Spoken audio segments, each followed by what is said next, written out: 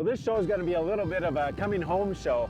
A year ago, Chase and I were here to fish the Professional Walleye Trail Championship and just had a fantastic vertical jigging bite. We decided to come back this year and shoot a show. Problem is we've got a couple obstacles to overcome this time. We obviously have some weather issues here, some fronts moving in and out. Got a lot of wind right now, but things are supposed to be changing, so hopefully it'll get a little bit better as the day goes on. We also have low water, which has been an obstacle for a few years here. As far as here, where we're going to be fishing is the North Dakota, South Dakota area, right on the border of the Missouri River. It's also the upper waters of Lake Oahe. What we're going to be doing is some vertical jigging out in the river current, and we're going to show you how to get the next bite. Well, it's mid-October, and I think we have almost ideal conditions for doing the technique we're trying today, and that is vertical jigging river walleyes. The reason I think it's ideal is because, first of all, we have very good current flow. It's not roaring, we don't have flood conditions, but we have current that's moving right along. And river walleyes like current. The reason they like it is because it brings them food. Now today we're going to give them food on the end of a jig, but the thing about it is you can't just go in the river here and fish anywhere. You can't just put your boat in and start drifting down the Missouri River. What we want to do is look for areas that concentrate fish. Two of the key areas that we've found are, first of all, when you get a bend in the river, it seems like the inside of the bend has some slacker water in there. Still has current, but a little bit slacker. And especially if you've got a fairly sharp drop-off coming from shore, they tend to be hanging right on the bottom of that drop-off. And it can be anywhere from 7, 8 feet deep all the way down to 17, 18 feet. The second type of area that we find, especially on this part of the Missouri River, is places where you have what I call a side chute. And that is, you've got the main channel flowing down the main river, and then there's a sandbar off to the side, and in behind that sandbar is a chute of deeper water coming up here. Now there's still current coming rolling over the top of that sandbar, so this chute has some current, but it's not like the main channel where you get a ton of current. So there's reduced current in both situations, either on those inside bends or on these chutes. You can use those two places this time of year on the Missouri River, and you're going to catch a bunch of walleyes.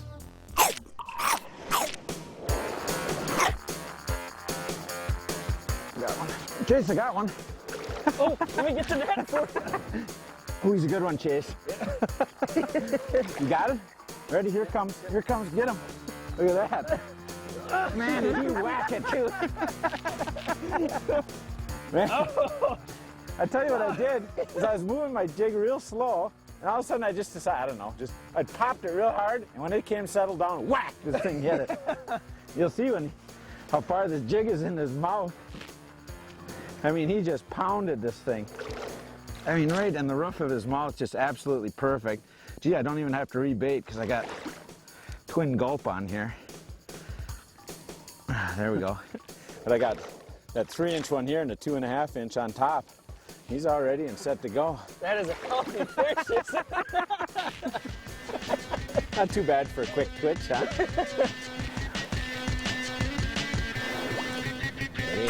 Ready. I'm using what I'm going to call an aggressive passive jigging technique. Kind of fancy words for what I'm doing, but I'll show you my jigging technique here.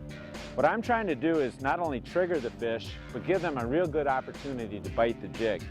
So when I jig, what I do is I touch the bottom, and I put a little slack in my line, and I pop that jig up. That's the aggressive part of this, that jig ripping up off the bottom. A lot of times we'll get that fish interested. I think they can also sense that as it comes down the river, so they're kind of waiting for it. The passive part of my jigging technique here is once it's popped up off the bottom, I actually just stop and pause for a second. I just let that jig hang there in the water.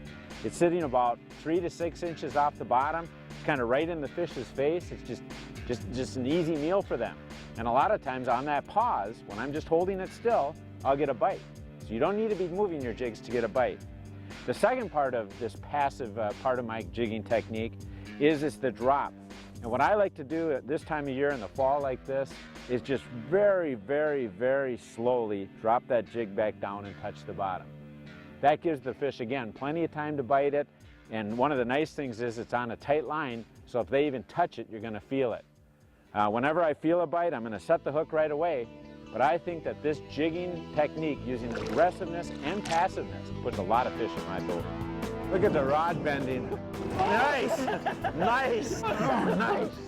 Nice fish. Look at how he pounded this jig. I mean, he just pounded this thing. It's gone. It's history. Just a little dental floss left. Almost made the pliers drop. Yeah, I mean, I was holding it still and it just went whack. Look at that, all the way down into it. And that isn't because the fish is sitting there chewing on it and biting. I mean, that's the first gulp it's trying to take, just sucking it in like that. Golly, what a bite. I mean, this is why you come out here this time of year. I mean, not the greatest weather in the world, but man, the bites are just so phenomenal. Love it. Jeez, I like that. I love vertical jigging. I tell you, as soon as you get off that trolling motor, you're like a mile downstream. Let's circle back up and get some more. All right.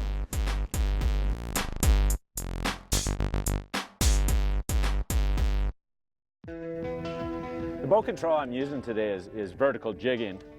Pretty classical stuff on a river. What I'm trying to do is make my boat go the speed of the current. Now the tricky part about today is that, you know, the current here obviously is running from north to south. What's interesting is that the wind is actually coming up the river. And so what's a little bit weird today is that I'm actually pointing the boat downstream. I'm pointing it into the wind so that I can keep my lines straight up and down. And that's what I mean by vertical jigging. Keeping those lines straight up and down means that your boat is precisely matching the current speed, and that's what the walleyes are expecting. They're expecting bait to come with the current, and that's what I'm giving to them. So by putting my bow directly into the wind and matching the speed of the current, I've got real precise boat control. Oh, Keith, there's one. Good one? Yeah, feels pretty good. Can you just get him yourself? I want to step on this motor. Yeah, I think I can handle him here. The wind is just howling. Oh yeah, that's a good one. Yeah. Nice one. You just gonna grab him? Yeah, I'll grab him. I'll get him in. That hole?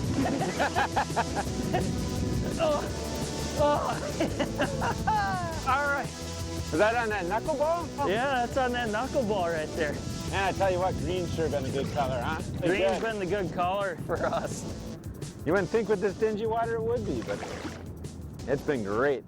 Every single fish we catch, I just can't get over the bellies on them. They're sick. Get him back in the water. Man, that's the nice thing about this time of year. They just swim away like nothing happened. For vertical jigging, there's a special type of jig that we like to use. They're semi-stand-up jigs. We have a FinTech knuckleball jig and a Bass Pro Shops XPS jig. Both of these are what we put in the classification of semi-stand-up. You can see how that hook is up off the bottom a little bit. What that does is it keeps our presentation up off the bottom to make it easier for these walleyes to suck that jig in. Now there's a certain type of setup that we're using today on these jigs. What we're doing is actually using a Berkley Gulp Alive 3-inch minnow and stringing that on the jig, just like you normally would. But you'll see I also have a little Berkley Gulp minnow. This is the new 2.5-inch Berkley Gulp minnow here. We're actually riding that small minnow piggyback on top of the larger one, and what that does is gives this whole bait a larger profile, a larger sight profile, so it makes it easier for these fish to see. This water's not real clear and it gives those fish something to key in on. So between a semi-stand-up jig and the twin tail piggyback setup, you're gonna catch a lot of fish.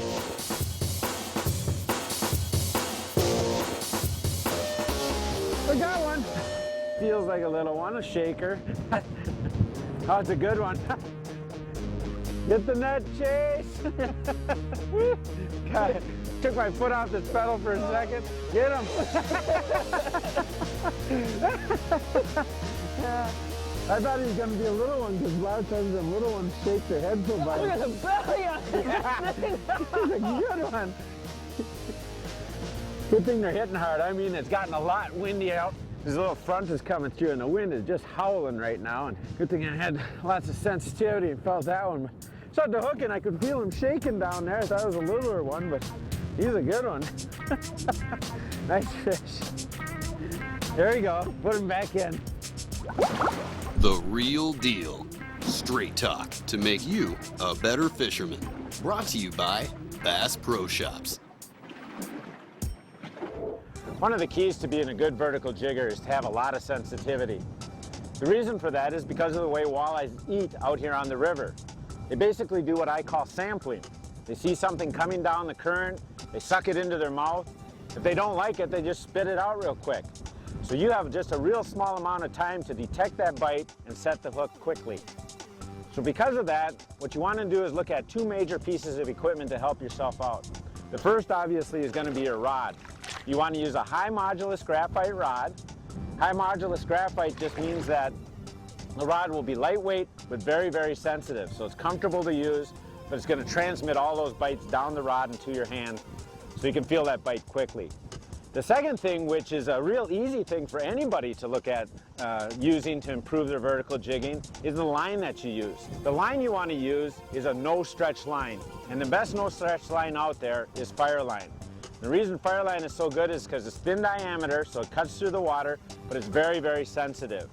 There's a new Fireline out, and that's the one we're using now. It's called Crystal Fireline. You can see it kind of looks white, but it's actually translucent underwater. So the fish have a harder time seeing it, just giving you a little bit more advantage. So put a little sensitivity into your vertical jigging arsenal, and you're gonna feel and catch a lot more fish. Keith and Chase are still hard at it, despite the fact the day's occasional sprinkle has now become rain. But for the biters, it might as well be sunny at 80 degrees, as hot as the jigging action has been. You gotta love the jig bites. However, Kavajecz's next bite proves there's no such thing as seen one walleye, seen them all. I didn't know what it was at first. It's got modeling almost like a sauger, but that's a walleye. I think it's a walleye. I don't know. Maybe it's one of them saw guys. Good old, kind of a green and chartreuse jig. Good old twin tail. Can't hardly beat that, can you? Man, nice that's a nice fish. And strong. I mean, when I lifted up, I could tell right away he was the right kind, right size. Tell you what, you come out here and you got a little bit of a problem with the elements and stuff, but this is the time of year to get a great vertical jigging bite. Hot topics. Leading edge techniques and tackle designed to put more fish in your boat. Brought to you by thenextbite.com. Now this is a long rod, and that's exactly how Keith Kavajecz and I designed it. This is the latest addition to the Walleye Angler Series lineup of rods and reels. We've designed rods for the right technique, kind of like a golfer would use different clubs for different situations. These rods are all designed to do a specific thing, and this new 12-footer is actually one of two. This is the live bait version, the bottom bouncer version, and we also have a trolling version, one that I have right here. You can see that they're two-piece. The difference is the trolling rod has a rubberized handle like you see here, whereas the bottom bouncer rod is more of a cork-a-line sort of handle. So when you go to the store and you look for these rods, you'll be able to tell the difference. The difference really is this live bait version has a softer tip, but yet they both will handle the weight. The bottom bouncer version like we have here will handle 2 to 3 ounce bottom bouncers with no problems. The trolling version will handle the planer boards and the deep diving crankbaits that pull so hard. Essentially, the reason we needed a longer rod, and the reason you need a longer rod, is to spread your lines. There are a lot of trolling situations where you want to get your lines spread out adequately so that you're contacting more fish. And that's the real reason for having a rod of this type. Functionality is the main thing with these rods. Getting the right spread, having the right action on your rod for the right situation. Try these rods. I think you're really going to enjoy how they increases the chances of success for catching your fish. I got one, Chase. Oh. Feels like a decent one. This is a really good one, Chase. Get him, Chase, get him. All right. Yeah! Yeah! That's a good fish. These are the kind of fish. These are the kind of fish right here that when we were here last year for the championship, these were the winning fish right here. You know, a 22, 23-inch fish. Isn't that a nice one? It's a good fish. And look at how he bit this jig. I mean, he just pounded that jig. And that's how you catch them here. This time of year, they're coming up and they're just slapping at that and snapping at that jig as it comes by. And with that gulp on there, you got a lot of mass to this jig and it sweeps into their mouth real nice. Just the nicest bite you could ever ask for. And quick hook set, and there's the result. Just a great bite and really a super fish. Man, this is fun this time of year.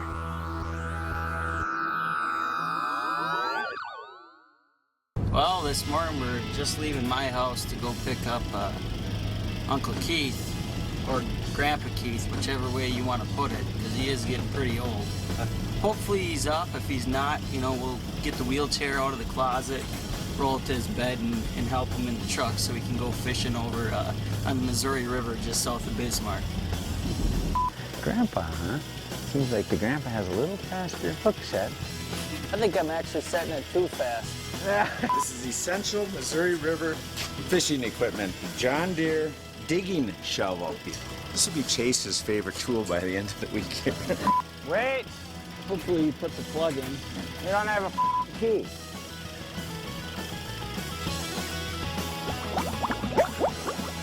Next Bite would like to say thanks to the wonderful folks at West Pollock Resort and Steakhouse. For more information on booking and accommodations, give them a call or visit them on the web